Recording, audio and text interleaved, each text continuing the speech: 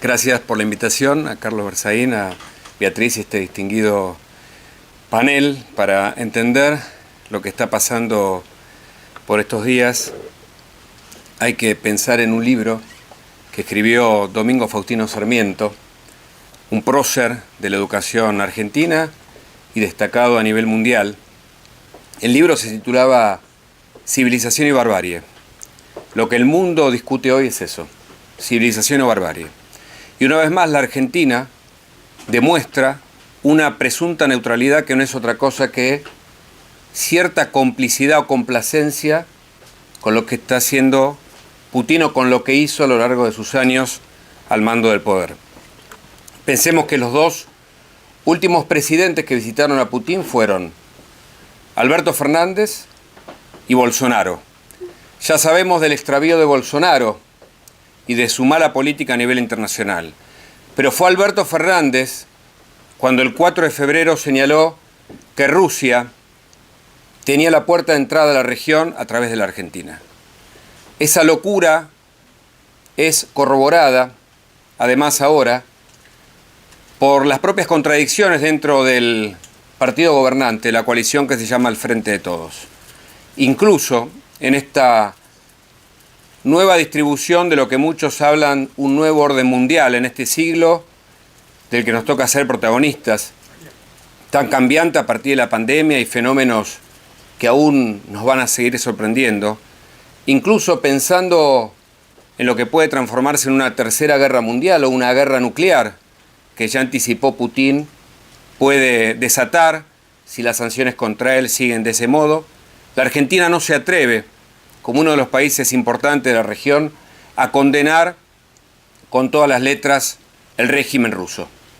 Incluso ayer habló el presidente Alberto Fernández en la apertura de la Asamblea Legislativa y cuando pidió un minuto de silencio por las víctimas en Ucrania y también por las víctimas de la pandemia, hubo algunos gestos de la vicepresidenta que muchos indicaron impropios y como una muesca casi salvaje de lo que pasa en el gobierno argentino, que nos retrotrae a la época de Perón, en plena Segunda Guerra Mundial, cuando no se animó al principio a condenar esos episodios y se mantuvo neutral hasta que supo quién ganaba esa guerra.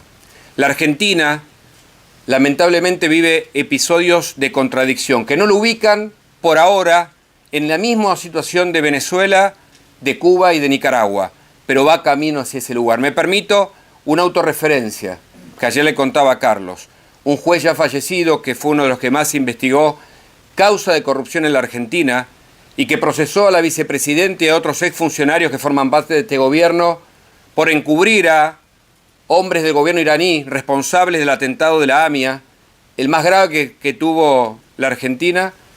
Me dijo personalmente, y puedo contarlo porque ya falleció, que él tenía la plena convicción de que a la Argentina le habían ofrecido, especialmente a Cristina Fernández, tras la muerte de su marido, Néstor Kirchner, ser la nueva líder de la región, de un eje que tenía hincapié en Argentina, en Venezuela, en Cuba, en Irán y en Rusia.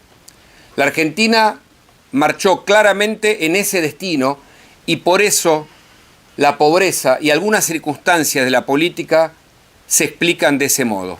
Lo que se discute, como diría Domingo Faustino Sarmiento, es civilización y barbarie.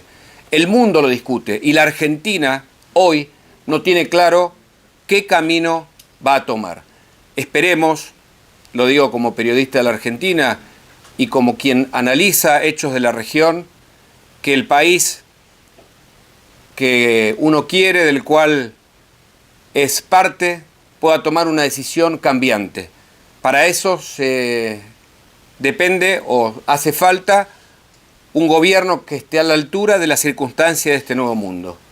El mundo parece estar un poco tibio, incluso escuchando a Biden uno ve que faltan más acciones de parte de algunos países poderosos para ponerle un freno a la barbarie de Putin.